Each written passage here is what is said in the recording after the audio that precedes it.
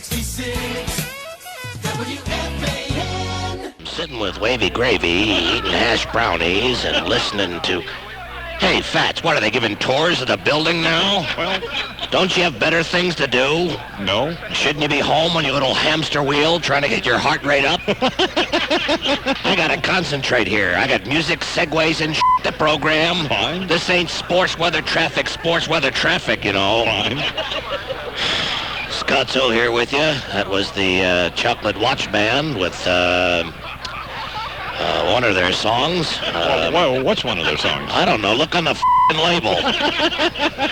Of course, you know, Yoko's not too happy with this new book that's just come out by Frederick Seaman, John's personal assistant, or I guess I should say former personal assistant, because John's a former person. Apparently in the book, she's painted as a manipulative, dispassionate, opportunistic witch who often tortured Lennon by refusing to have sex with him. Right. Well, talk about getting a call from the governor. I don't know about you, but a woman like Yoko withholding the booty ain't exactly what I'd consider torture. I'd call it clemency. I mean, man, that's charitable to the point where you could take it off your taxes. Hey, good deal them finally letting Jack Mann go, huh? What is he, 80-something? How many hostages do they have? They set free a guy who's got like 20 minutes left. I mean, it ain't exactly like today's the first day of the rest of your life, you know? Guy like him, today is the rest of his life. Saw a thing on Entertainment Tonight the other day about the 25th anniversary of Star Trek, and there's William Shatner, 2.5 decades and 5.5 hair pieces later, and he still can't act to save his life. I tell you, I catch him on that 911 show, and after 5 minutes, I'm tripping over myself to get to the phone. Speaking of that, how about those Klingons? Not the Star Trek kind, but the ones that literally hang around Uranus. These two mouth breathers, Mark and Brian. Seen this piece of crap, have you? What a pair of kooks, huh? Great concept, though. Two wacky DJs and all the nutty stuff they do. First of all, if ever there was a better illustration of the old cliche, a good face for radio, I mean, these guys are Siegfried and Roy, except they're their own animals. Ever need a real strong case for wearing a bag over your head? These two guys are it. I mean, they make me want to put one over my head, except mine would have to be plastic. Coming up, 3 non-stop hours of the goddamn Eagles. That make you happy, Imus? Yes. Or do I have to play some of that Kinky Friedman too? Imus in the morning. Hideous goodbyes are we going to have here? I mean, they're both nice people. Yes, I mean, they are. Honest to God. I But mean, enough. that head old... Oh, God. It's just ridiculous. And I believe I'll get married again. So says old Purple Eyes herself, Elizabeth Taylor. And if you don't know by now that the Queen of Hollywood will walk down the aisle for the 8th time on October 6th, carrying a bridal bouquet of yellow roses, off-white lilies, and orchid sprays to swap vows with the pipe fitter she met in rehab, then you must be living on another planet. Insiders didn't have to tell me that this will most definitely be an affair to remember. A $2 million extravaganza held at Michael Jackson's Neverland Ranch that will include trumpets, a swan boat, and 1,000 white doves.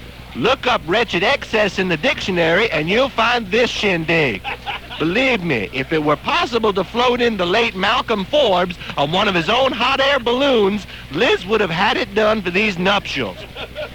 The absence of the Malcolm aside, the guest list reads like a veritable who's who and includes no talent big mouth Pia Zadora, Petri dish culture Madonna, suntan twerp George Hamilton, the tabula rasa Nancy and Ronnie Reagan, and Home Alone kid Macaulay Culkin, who no doubt has been tapped to stand in a tuxedo on top of the $2,000 5-tier chocolate fudge surprise wedding cake and act as a miniature version of the blue-collar groom.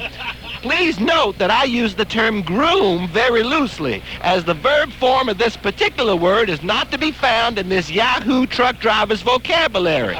It makes sense that she met this biped lump at the Betty Ford because she had to be coming off booze and pills to think she was in love with him. It's one thing to say love is blind, but in her case, she must have also lost her sense of smell. Because you can't tell me that Monsieur Fratinsky doesn't positively reek of Rheingold, garlic, brood, and crankcase oil. So controversial is her choice of life mate number 8 that the secret question on everyone's lips is, how long into the wedding night before La Liz takes a head dive into that $2 chocolate cake and eats herself into oblivion? I'm more concerned that those 1,000 pigeons don't shit all over the $30,000 yellow wedding gown by Valentino. If you didn't get an invitation in the mail, don't fret, you're in good company.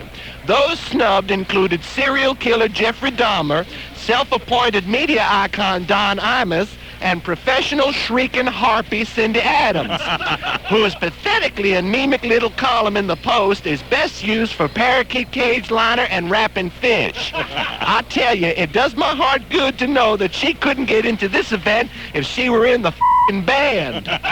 And ditto that Rex Reed wannabe Richard Johnson, who, by the way, could probably garner more readers if he just went ahead and changed his name to Dick Dick. Imus in the morning.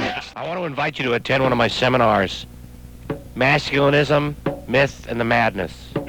Right. I want you to sit amongst others who belong to your tribe and forge your spirit in the tradition of your native ancestors. Sit scrotum to scrotum and feel free to share your emotions without the taunting emasculation of women. They give us milk for strength at birth, then they milk our strength until our death. Right.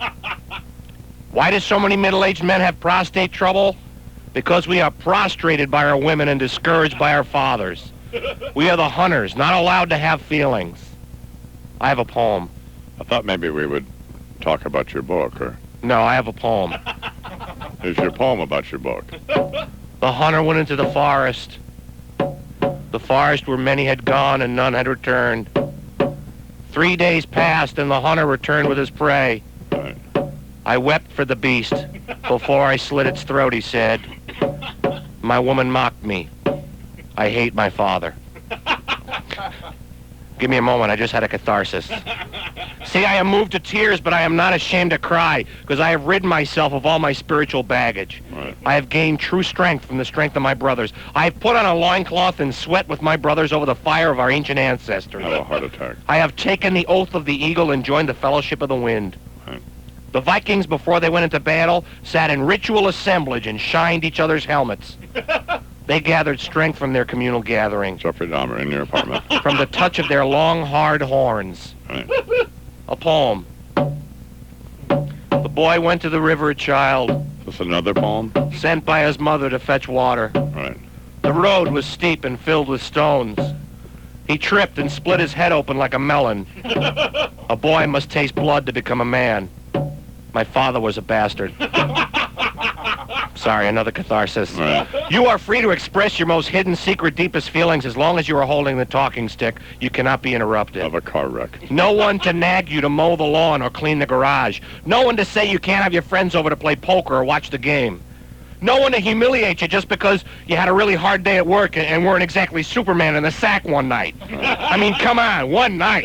She lays there like a lox and orders you around like a traffic cop. Faster, slower, to the left, to the right, harder. Don't you know what you're doing? I have another poem. The hawk rises on the smoke from the fire of my anger. We're about out of time here. The phoenix rises from the ashes of my fear. I am free of the castrating bitch that has rendered me impotent. My father was a selfish asshole. On this weekend, you will be with Man Imus in a fraternity of feelings. You'll feel them, you will touch them, you will embrace them, you will honor and be honored. You will respect and be respected. You will be among your tribe, those who have the penis. You will embrace it, and it will be embraced. I don't think so. You will feel it, I don't think and so. it will be felt. I'd like you to feel it. You will touch it and hug me. Hug me right now. No, I'm not going to hug Feel you. me. Don't be afraid. Be a man. Come here. Touch this. Touch this. Look, I can play the drum with it. Robert Blye here on the Imus in the Morning program. Got a cigarette? Imus in the morning.